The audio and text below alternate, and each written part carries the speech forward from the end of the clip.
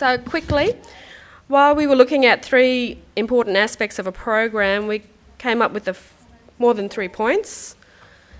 One was obviously funding our own program, having outstanding students who are ready and academically prepared for the rigour of the work, proven track record by the host, and having mentor or mentors being committed, the environment having the resources to facilitate this, looking at an evaluation, but also identifying the baseline of where we're starting at as well too, because we need to look at where we are now to evaluate in the future. And the terminology is consortium, developing a consortium to drive this forward.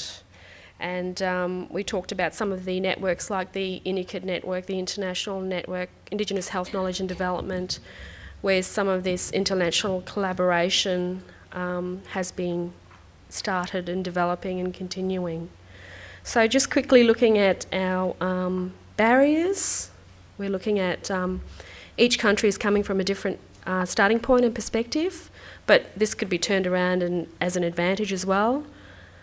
We discussed the time of the mentors and mentees as well too, to a mentorship.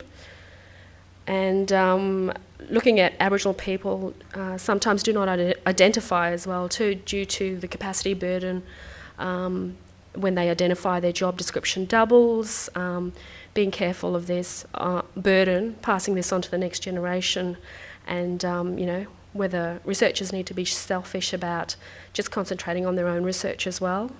And we discussed this morning about the being the first through the door as well too. And research is not really seen as an attractive career option if you can earn more money somewhere else, like driving a truck in the mining industry. And then looking at sort of the facilitators and enablers, the health workforce is evolving and the health research workforce is growing.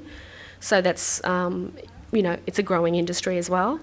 We've got researchers at different stages. Some are established, some are emerging. Researchers should be enjoyed, just everybody building capacity, chipping away at it and contributing to it as well too. So that knowledge is always being contributed to and growing. And the world is getting smaller too. We've got communication tools and working together on international collaborations as well. We also discussed travel awards, stipends and top-ups as well too, to enable the international collaboration to occur. And then some of those expected outcomes being the collaboration. We discussed publications, but also identifying other metrics as well too. We supported the idea of developing a writing fellowship and again, just the evaluation of a mentorship scheme as well. So I'll stop there. I did take some other notes, but I think everyone's happy to go to lunch shortly. So Nadine or Noel, I think you're up next. Thank you. Our discussion sort of went as follows. We sort of looked at things that we want across our institutions, Indigenous CIs. We need to have principal investigators and lead investigators to decide what the research is and who they want on their team. Better ways to assess track record, and I don't know what that would be. More Indigenous people as peer reviewers of grants. Be part of Indigenous panels and Indigenous members of research review panels. And just carry on what Chelsea said, how beneficial she went to a workshop one time. We thought that in this mentorship program we should have a yearly workshop where senior researchers sort of host young emerging researchers and talk about, grant writing, publications, writing papers, and also a big one that Canada brought up, which I thought was quite interesting, is about the review panel process where they actually get a grant that's been assessed through their system, and then they get the young emerging researchers to actually review the grant and then sort of assess it themselves and see how they compare with what was actually done at the review panel. So I thought that was an interesting concept. But Catherine said the biggest thing was letting those researchers have their reviews and their scoring.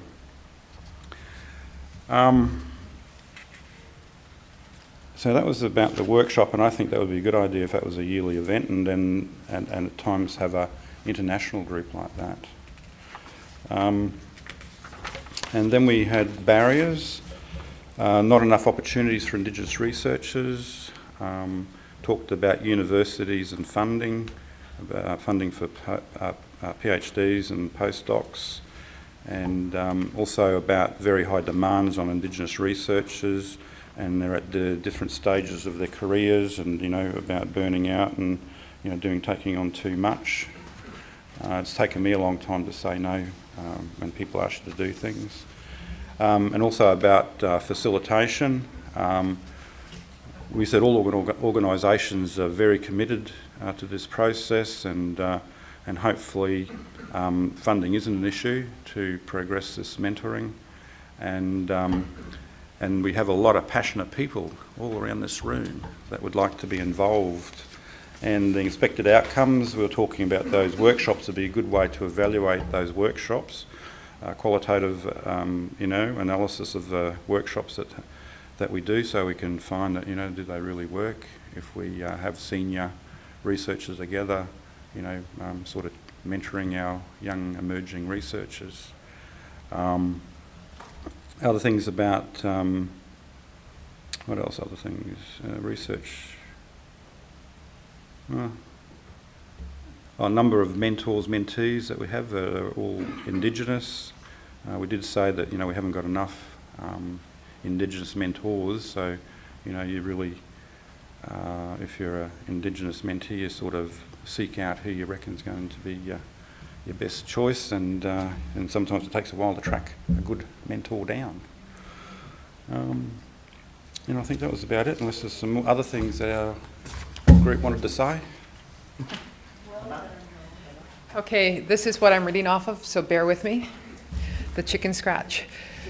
This is from group 3 in the back there.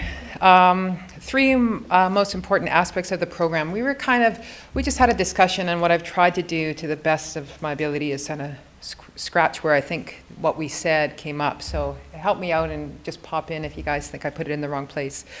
One of the things that we started off with is that to ensure that for this to be tripartite, that all our voices were heard and were heard clearly.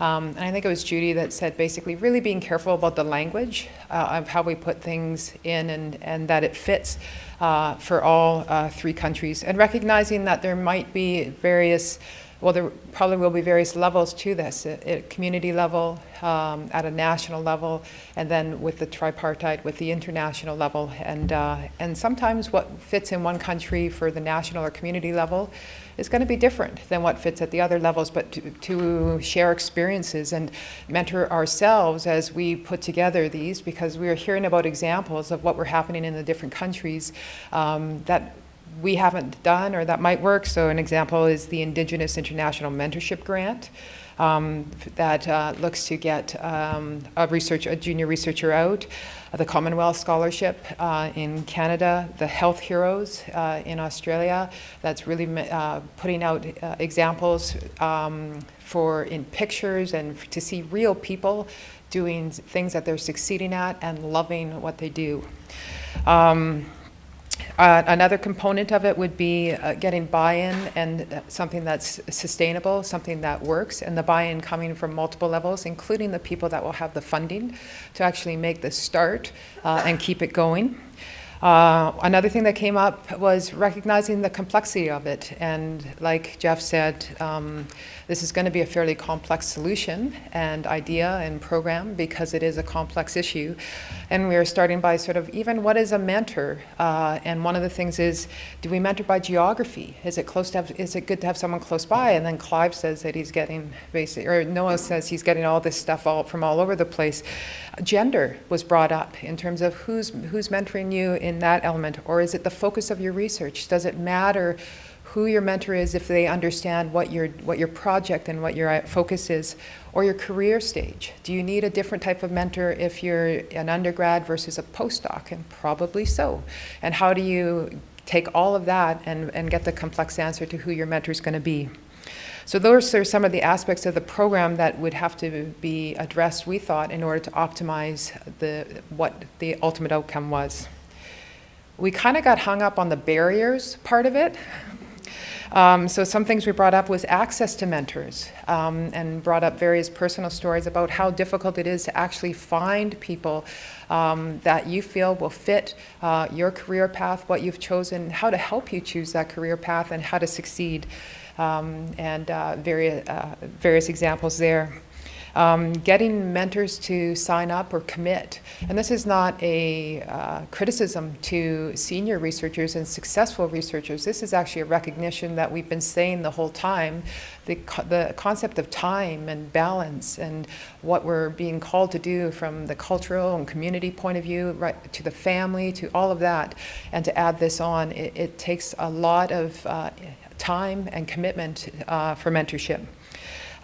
Cost came up, and I don't think we need to go into that further. Let's see. Oh, none of us at the table could, in any of the countries, could say that there was a way to easily identify Indigenous researchers in our country.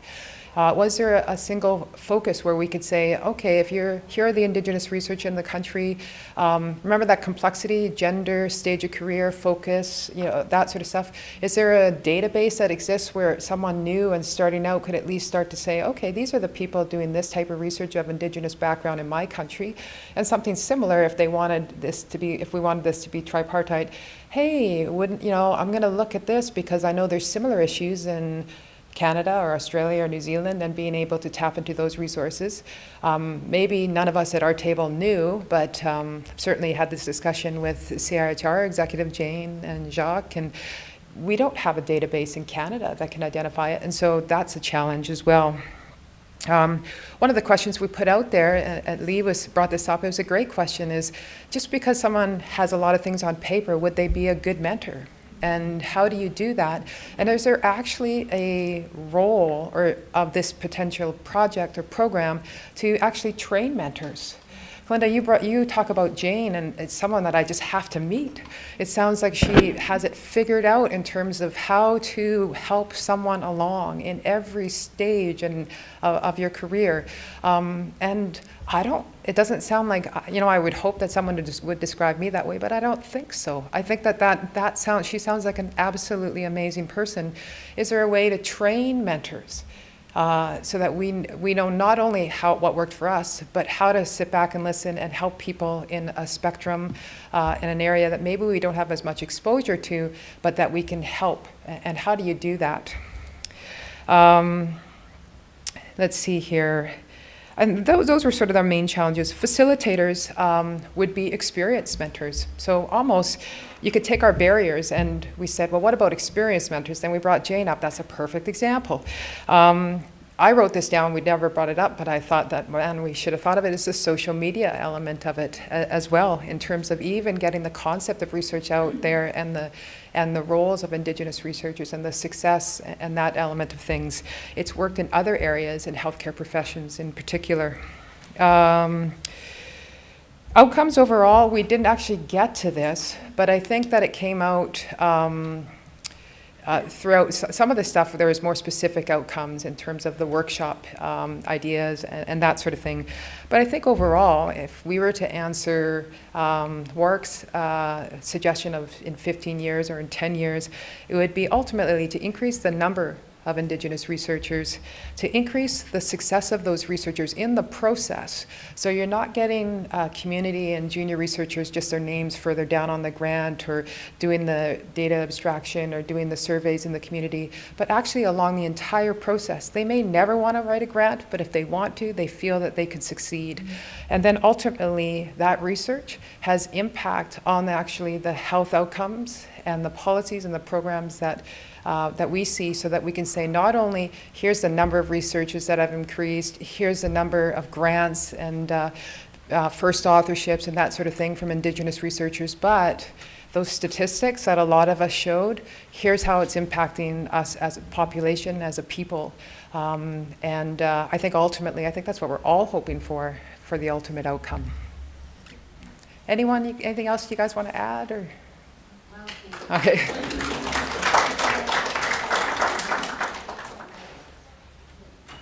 G'day.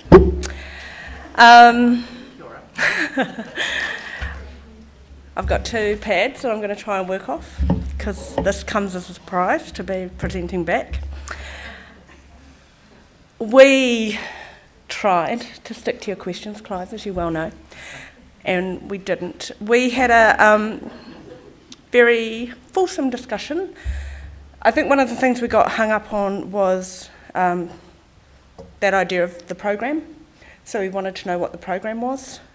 So we had a lot of discussion about what the program was. And until we knew what the program was, we couldn't really think about the 3 most important aspects.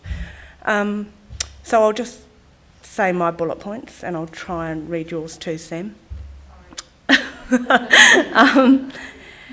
So we talked about that idea that you raised earlier about positioning Indigenous health research as being legitimate, and Clive said sexy, and that being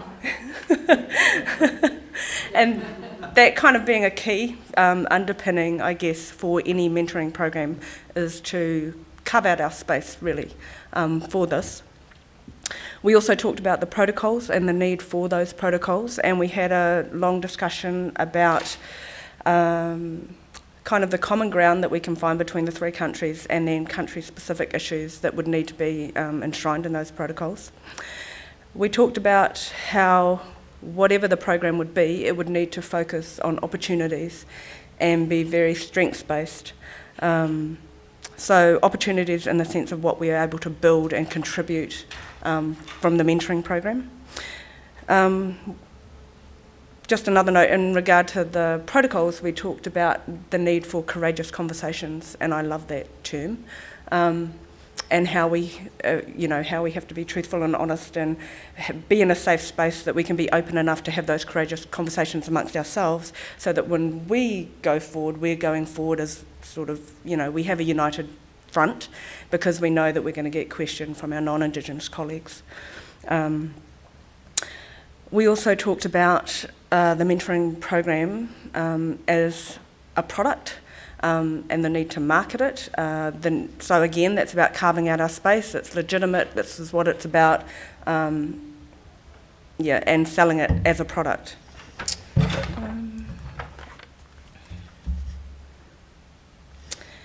We had and again, because we couldn't kind of see what the program itself was, we talked about the need to build on our networks and include community. And we weren't quite sure how that would happen. And so we started talking about what the program might look like if it was an individual to individual exchange between countries, we raised some examples that we know of, like Harkness Scholars, Harkness Fellows, and the machinery that sits behind running a Harkness program, and the machinery that we would therefore need to enable a mentoring program to be seamless, to match up mentors across countries. And that got us into a conversation about, okay, that's fine if it's mentors and mentees, but one of the key things that's come out of the 2 days is the need to have that community support. And does that mean that we take our community with us, or we have community exchange somehow that works alongside the mentoring? How do we make sure that that cultural support is there, as well as the academic support? In terms of barriers, we talked about the time in terms of both when you're actually being mentored, so the time that the host would have to put into supporting you, but all that time that is needed to set up the relationship in the first place, and how that might be managed and who manages that. One of the suggestions at our table was to have a governing body which is made up of representatives from the 3 countries who are like a fund holder, and again it comes back to the mechanics of how it might work, and it comes to, so mentors might come to their country, representatives who do the assessing, and choose, I guess, the most appropriate candidate given the criteria for that country, and they are the ones that also have to understand the 3 country goals as well. So time was incredibly important, and again funding. Another barrier was seen potentially as the political will, which also leads on to the idea of the ongoing sustainability of any mentoring program. So the funding, the political will, the sustainability were all intrinsically linked. Again, we came back to what's our goal, what are we trying to get out of the program, and until we know our goal, we can't really kind of picture what the program might look like. We talked about limited human services and how we don't want to overburden those that are already working hard in this area. In terms of facilitators, we talked about the strong networks that we already have, the way that we work that is quite organic, the robust processes, the creativity and the innovation. Actually, we might not have, but that's my notes. So, so you guys might not have actually said that, but that's what I got out of it. So those are just my words, sorry. Let me just see what's over here. Bringing the community along. The need to have the academic excellence as well as the cultural, so that came up a lot, how we do both those things, how we get the strengths out of both. So we know that from our funders' perspective, they'll want particular outputs, and we saw those outputs as being, or outcomes as being publications, track record type things. But for all of us here in this room, what we talked about as being important was the things that aren't so tangible to measure, the capacity building, the trickle-down effect of strengthening and supporting our community. For us, we would say advancing Māori development goals, so supporting our own empowerment as people and advancing our goals as Māori. So those sorts of things are equally important in a mentoring program. It's like, oh my God, we just want so much out of this, it's just going to solve all our problems. What else did we say in terms of that? Yeah, so how do you get the academic component as well as the spiritual and the cultural components? How do you do that well? We talked a lot about how we have demonstrated community links, what that might look like, and how we might need strong communities, both from, in terms of where the mentee comes from and then where that person is going. So we don't want to put those people into an unsafe environment, and how do we manage that whole side of things? And I'm flicking to you for outcomes because you wrote a lot. So promoting a level of excellence, having a process of evaluation, something tangible for the funders. And we had a great conversation. Cheryl talked about how they hosted Indigenous scholars in their program, and one of the ways that they found Karina Walters was that she had come for a conference at home, and all of the keynote speakers were sent out to community before the conference, so had to go and stay with community researchers, and so learn a bit, get a bit grounded before they could come to the conference and speak. And that's how that relationship started, and it's built to the point now where she's the international advisor on their program. So we know we do innovative things, we have these amazing ways of working and being, and it's how we harness that. And I just agree with Nadine for the ultimate outcome, the 20 years on of where we want to be. So good luck, Jeff. Over to you to make it all happen for us.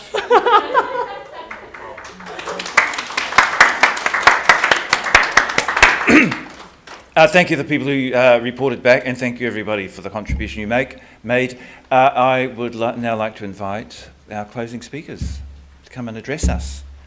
Dr. Jane Orbar and Yes, exactly. Niall Heyman. Will I do mine? Let's do this together, Noel. But let me start, because I've been quietly sitting back listening, and I need to start by acknowledging, on behalf of the Canadian Institutes of Health Research, our president, Alain Baudet, who sent me because he couldn't be here, and the Institute of Aboriginal People's Health, that really is one of our 13 institutes who needs to help continue to lead the charge in Canada. But let me start by acknowledging the traditional lands of the Kulin people that we're meeting on, and thank them for the generosity. I have really been a good mentor through this workshop. I've listened. And that was my main purpose in being here, to bring back to CHR the messages, the important messages that you have shared. And I have to say that I've been a mentor in my own lab. I'm one of those, by the way, Paul, I'm one of those awful biomedical, but I've seen the light and seen the importance of all the kinds of work that needs to be brought to bear on the health and well-being of everyone, including Indigenous people.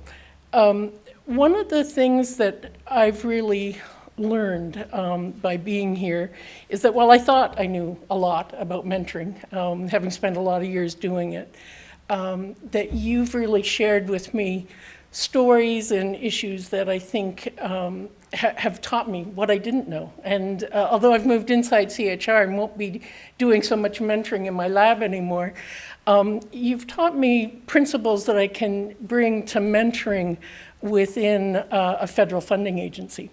And so I thank you for sharing that. One of the things that I've learned a lot about is how similar we are, how similar the challenges and issues are. I've learned about our differences, but primarily I've learned that if we get together, we're going to accelerate our ability to deal with the challenges and to really capture the opportunities that exist. For me, it's about continuing in the tripartite arrangement, and so I think that is a next step, but making it even bigger and better. And we, in our group, threw the word consortium around for two reasons. There are international consortia that really recognize that we're all global now, and that we're going to build faster on all of our individual strengths if we work in that global environment in new and novel ways. So an outcome of the workshop, I think, are a number of ideas of some of the new and novel ways that we can move forward together. As for actual recommendations, I'm going to say, okay, so we need a consortium, and we'll figure out how to do that. I think obviously there'll be a report from the workshop that will help inform our individual funding agencies and what we may be able to implement in the short term. But if we're all committed to the idea of the consortium and really moving some of the principles that I know will be in the report forward, we'll get back on the phone together as tri-agency, that's a Canadian word, as the three funders. Look at what's in the report, look at what we can actually operationalize in a consortium context, and then come back with some real concrete next steps.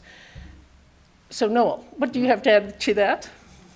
Well, Jane, I'm glad you actually sit back and listened because you've just done all the good talking. Because I really haven't got much to say. All I will say is that the two Sams up there have been busily typing this up. Capturing it all. So that's what was my recommendation. There will be a report that will go around, and I just hope this, we're just gathering momentum, and that all our councils will help fund future meetings and get bigger and bigger and better than ever. And let's develop a really great mentor program, for us. That's all I want to say. And just, I just looked outside. Melbourne will have some sun this afternoon for you all, if you want to go for a walk. Okay? But look, just thanks everyone for attending the workshop. I think it's been a great day and a half, and I wish you all a safe journey home. Okay. Thank you. Thanks, Good, Jane. thank you. Thanks, everybody.